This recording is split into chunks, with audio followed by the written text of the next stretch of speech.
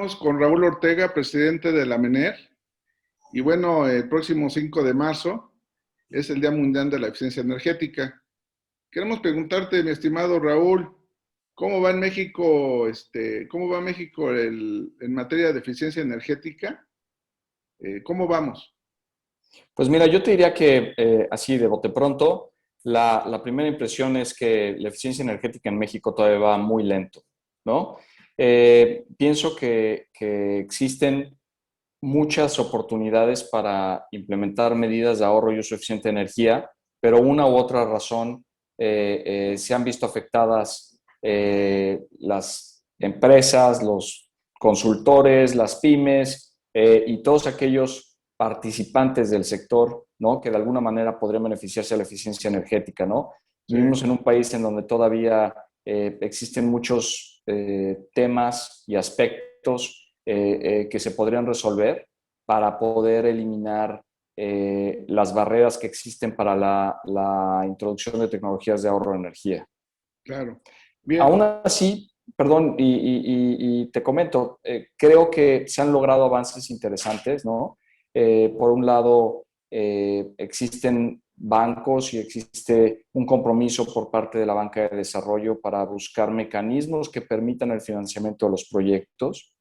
Se ha visto un crecimiento muy significativo de empresas en dos principales rubros. Uno, que es muy notorio, para la instalación de sistemas fotovoltaicos, de paneles fotovoltaicos de generación distribuida, que si bien esta no es una medida como tal de reducción de kilowatts hora de consumo eléctrico, por ejemplo, sí es una medida en la que puedes reducir el costo de tu electricidad, ¿ok?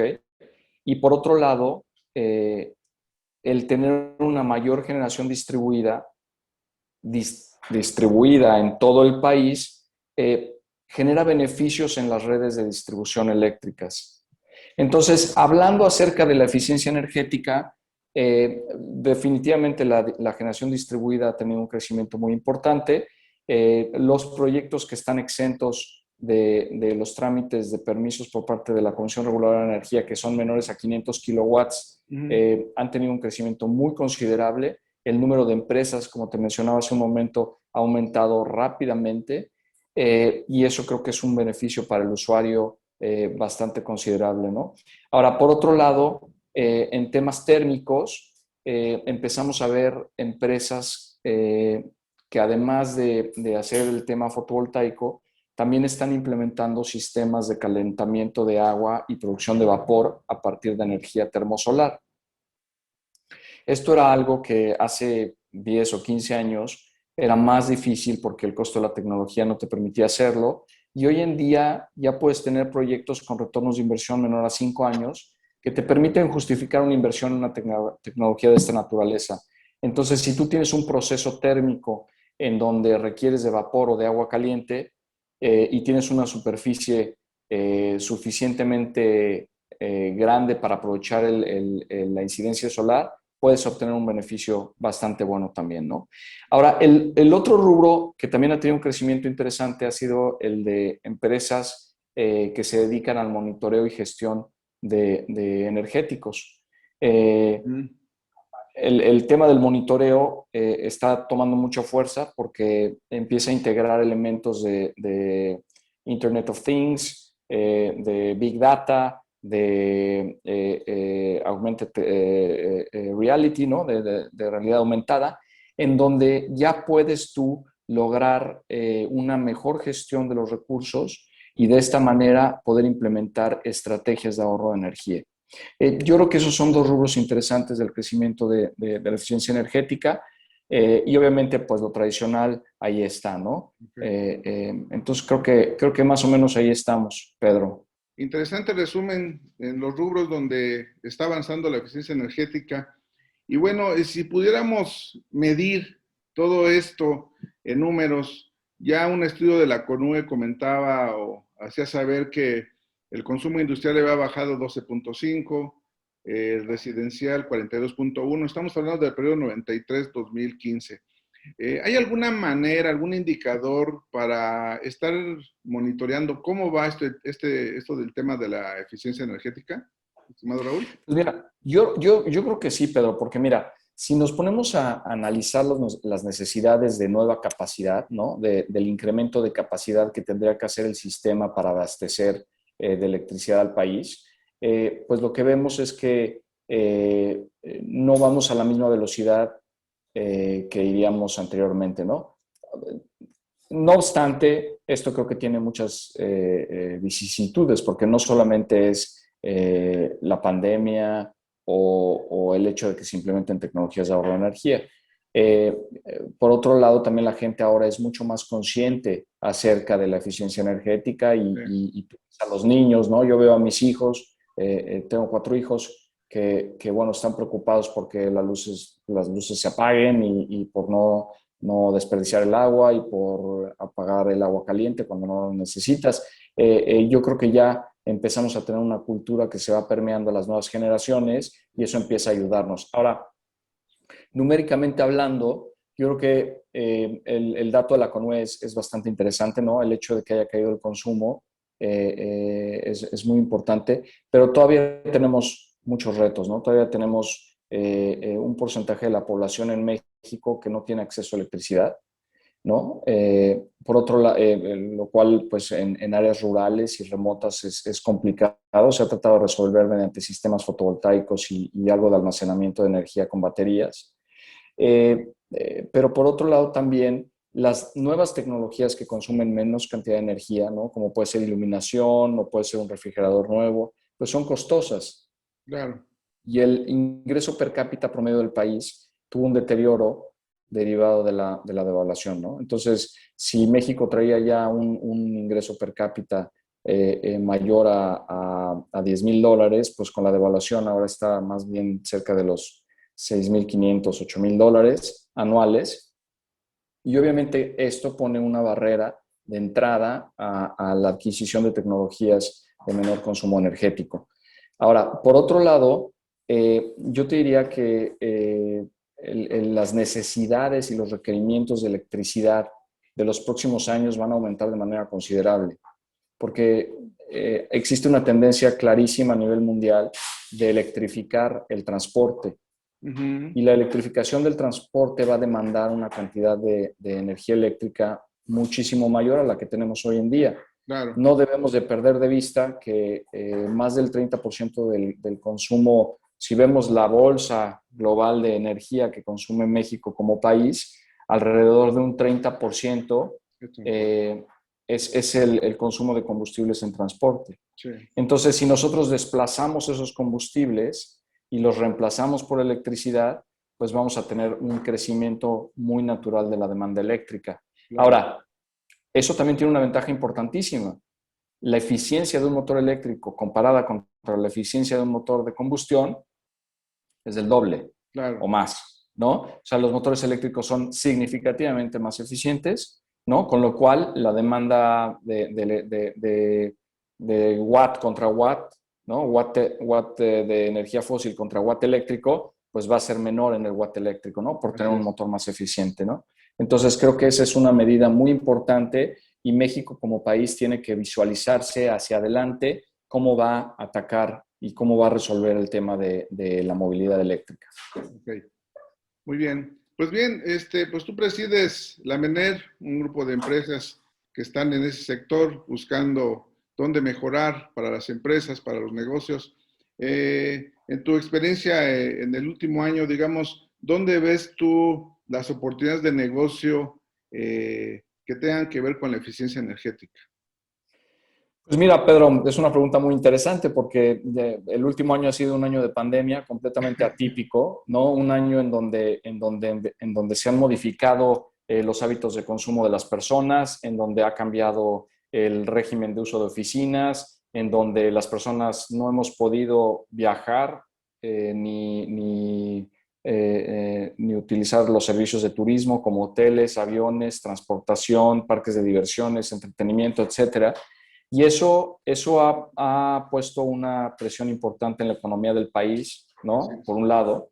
pero además también por otro lado, pues no sabemos y no tenemos exactamente claro cómo se ve hacia el futuro Sí, esa modificación de los hábitos. Yo creo que la gente va a tener un poco de precaución y al mismo tiempo combinado con miedo e incertidumbre a salir a la calle, a salir al cine, a ir a un hotel. Creo que eso puede afectar, ¿no? Entonces, las oportunidades yo creo que están bastante bien identificadas en industrias que no se han visto dañadas, ¿no?, por el efecto de la pandemia ok. y más bien que han tenido un crecimiento, ¿no? ¿Y cuáles son esas industrias? Pues la industria de la alimentación, la gente, todos seguimos demandando comida, Sí, ¿no? Servicios de salud de manera muy importante, ¿no? Eh, todo lo que tiene que ver con almacenamiento, o sea, las necesidades de almacenamiento y de bodegas han crecido de manera considerable. Si vemos cómo se ha orientado la inversión de fondos especializados en real estate, eh, hay un interés muy importante en todo lo que tiene que ver con bodegas de almacenamiento, porque cuando tú tienes un crecimiento de la compra en línea, ¿no?, de la adquisición de bienes y servicios en línea, las necesidades de almacenamiento son el doble ok. de las necesidades de almacenamiento comparadas a una tienda de conveniencia o retailer común y corriente, ¿no? Entonces, ahí hay un área de oportunidad interesante y definitivamente otras áreas son, pues, el tema de movilidad, ¿no? Cómo se vaya a modificar la movilidad. Y bueno, hay otros sectores industriales que no dejan de crecer, como puede ser todo lo que son productos de línea blanca que se consumen en las casas, ¿no? Por ejemplo, en Estados Unidos, a raíz de la pandemia y de todo el apoyo gubernamental que recibieron las familias americanas, hubo un crecimiento de la compra de refrigeradores, de calefacción, de lavadoras, secadoras, etcétera, porque la gente estaba en sus casas y empezó a utilizar sus equipos y entonces se dio cuenta que ya estaban viejos y no servían y entonces los cambiaron, entonces creció muchísimo. En México no tenemos una estadística como tal, no tuvimos un incentivo como existió en Estados Unidos, pero de Ujú. todas maneras la gente estaba en su casa. Entonces, definitivamente, y con el ingreso de remesas que tuvo el país, que fue de más de 40,000 millones de dólares, seguramente que se dio un efecto similar y la gente adquirió otro tipo de bienes durante el tiempo que pasaban en casa porque los necesitaban. Claro. Pues sí, yo creo que esos sectores que enumeraste, más las nuevas tecnologías, todo lo que tenga que ver con el desarrollo de tecnología, con las empresas exportadoras, sector automotriz, que están muy dinámicos teniendo ahora sí como cliente Estados Unidos, todo lo que sea línea blanca. Sin duda, mi estimado Raúl, creo que por ahí pueden haber buenas oportunidades de negocio. Ahora, para impulsar este tipo de sectores y considerando que está dentro de un marco de Agenda 2030, dentro de esto del cambio climático, porque pues la eficiencia energética creo que puede ser un factor interesante para la reducción de emisiones. Entonces, digamos hacia adelante, ¿qué hacer? ¿Cómo impulsar? Por un lado, si la política pública que existe es suficiente o tener que prohibir algún cambio. Y por otro lado, pues, ¿cómo impulsar la eficiencia energética, mi estimado Raúl? Mira, Pedro, específicamente hablando del rol de la eficiencia energética en el sector, ¿no?, o en cualquier país. Si nosotros implementamos medidas de eficiencia energética a todos los niveles, ¿no?, con un buen plan de eficiencia energética, podríamos desplazar las necesidades de crecimiento de la generación eléctrica. ¿Ok? O sea, la eficiencia energética es tan importante en en todo el ecosistema, ¿ok?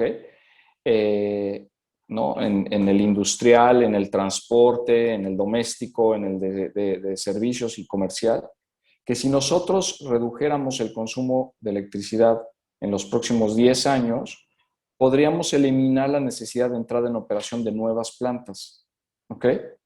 Entonces, eso, pues, tiene una enorme cantidad de ventajas, ¿no? Porque no hay kilowatt hora más barato que el que no vayas a tener que consumir Así es. para siempre, ¿no? No, deja tú en los próximos 5 años, sino, o sea, cualquier medida de eficiencia energética que tú implementes prevalece. O sea, el cambio de iluminación de incandescente a fluorescente y ahora de fluorescente a LED, ¿no? Supone una reducción en el consumo eléctrico por iluminación de más del 90%. Entonces, tú imagínate que los focos que usábamos hace 25 años eran 20 veces más ineficientes de lo que estamos consumiendo hoy. Entonces, con eso, ahora si lo trasladamos a otro tipo de productos, probablemente iluminación está en el punto más alto de lograr ese objetivo, ¿no? Hay otro tipo de tecnologías como motores o como calderas o otros tipos de sistemas que no tan fácilmente pueden lograr una eficiencia de esa magnitud, ¿ok? Pero independientemente de eso, existen procesos y existen nuevos materiales, ¿no? Que te permiten tener un mucho mejor aislamiento. Entonces, al tener un mucho mejor aislamiento, evitas las pérdidas de calor o las ganancias de calor, ¿no? Entonces, tus necesidades de calentamiento o de refrigeración pueden disminuir por el simple hecho de implementar un muy buen sistema de aislamiento. Entonces, no solo las medidas de eficiencia energética están ligadas a la reducción de kilowatts hora por cambiar un equipo. Claro. O sea, las medidas muchas veces pueden ser operativas o complementarias, ¿no? Periféricas, que te permiten reducir el consumo de energía eléctrica de manera importante. Entonces, hacia adelante, yo creo que tenemos que empezar a ver cómo todas las industrias, ¿no? Desde un hotel hasta una empresa de acero, ¿no? Poniéndolos en polos opuestos de niveles de consumo de electricidad, sí, pues sí. Las medidas que van implementando obviamente son más sofisticadas, son más complejas porque requieren de un mayor análisis, pero al final te ayudan a reducir esos pequeños porcentajes que en el largo plazo se traducen en no necesitar mayor capacidad. Sí. Bueno, ¿sí? Pues ahora sí que tendrás que unir esfuerzos con la CONUE. Creo que es un evento muy interesante e importante en este tipo de política pública y bueno, pues hacia adelante creo que vienen retos interesantes.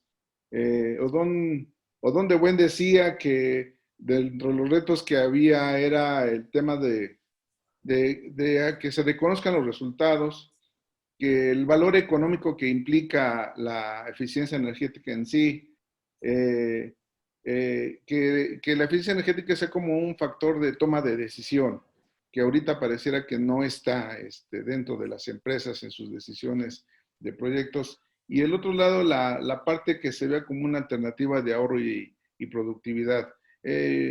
Ahora que firmaron nuestro acuerdo. Su acuerdo, él enumeraba esos retos, ¿no? Entonces yo creo que pues ahí hay una chamba hacia adelante. Correcto, sí, la MENER estuvo trabajando durante un periodo de tiempo considerable en redactar este documento en conjunto con la CONUE y obtener la aprobación de parte de la CENER para firmarlo y finalmente lo logramos en diciembre del año pasado. Es un hito muy importante, yo creo que para ambos, ¿no? Tanto para la CONUE como para la MENER, porque, bueno, existe un compromiso claro de la Secretaría de Energía de fomentar la eficiencia energética, ¿no? De seguirle dando su valor y presencia a la CONUE y evidentemente a nosotros como representantes del sector empresarial, por así decirlo, de los consultores, de las empresas de servicios energéticos, de las empresas, porque tenemos algunos participantes que se dedican a implementar paneles fotovoltaicos o sistemas de monitoreo de energía, pues es muy importante el haber logrado el convenio y obviamente apalancarlo para fomentar más la eficiencia energética en nuestro país. Muy bien, estimado Raúl. Pues muchas gracias por la entrevista y creo que muy interesante tus comentarios. Al contrario, gracias a ti, Pedro, y estoy a tus órdenes. Ojalá nos veamos pronto. Claro.